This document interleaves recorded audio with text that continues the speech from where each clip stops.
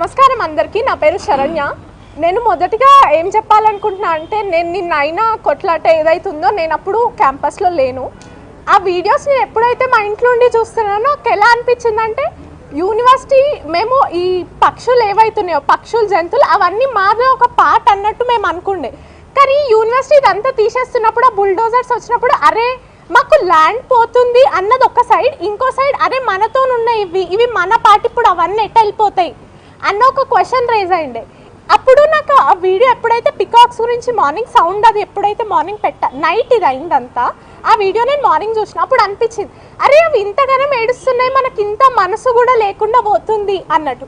ఎప్పుడైతే పోలీస్ వాళ్ళు వచ్చి నిన్న జరిగిన సిచ్యువేషన్లో ఆడపిల్లల్ని కానీ బాయ్స్ని కూడా ఇష్టం వచ్చినట్టు ఇట్లా పశువులను మనం చంపడానికి వేసినప్పుడు ఇట్లా నూకుతామా అట్లా నూకినట్టు నూకుతున్నారు. అంటే వాళ్ళకి దెబ్బ తాకుతుందా ఏమవుతుంది అసలు నువ్వు ఎందుకు చేస్తున్నావు అని పోలీస్ వాళ్ళకు కూడా అసలు ఏం లేదు. అండ్ సేమ్ ఇట్లానే ఫస్ట్ పార్టీస్ అన్ని పక్కకు పెట్టి చూస్తే ల్యాండ్ పార్టీస్ ఇవన్నీ పోతున్నాయి మన మానవత్వం ఎట్టుపోతుంది.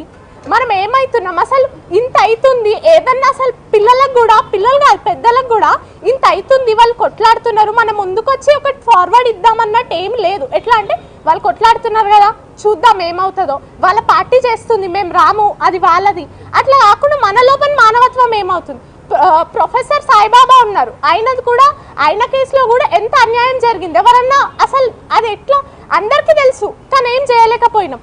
ఇప్పుడు కూడా అలానే ఉంది, మనం మాట్లాడకపోతే ఏది మాత్రం బయటికి రాదు. మా మమ్మీ ఒక్కటే చెప్తుంటారు ఎప్పుడు మన చేతిలో విద్య పైసలు ఉండాలి పవర్ ఉండాలి, ఈ మూడు లేకపోతే మన మాట ఎవ్వరు వినరు అని. ఇది అలానే అనిపిస్తుంది ఇప్పుడు నాకు చూస్తుంటే. అందుకే మనం మన వచ్చే తరాలను కూడా ఫస్ట్ మనం పోరాడాలి అన్నది చెప్పాలి. వాళ్ళు ఎవరో వచ్చి మన కోసం పోరాడుతుంది అన్నది కాదు, మనం ఫస్ట్ పోరాడాలి, మనకు ఆ ధైర్యం ఉండాలని మనం నేర్పాలి. ఫస్ట్ మానవత్వం నేర్చుకుందాం, తర్వాత అన్నిటి గురించి పోరాడదాం. Thank you. Thank you beta, thank you అందరికీ.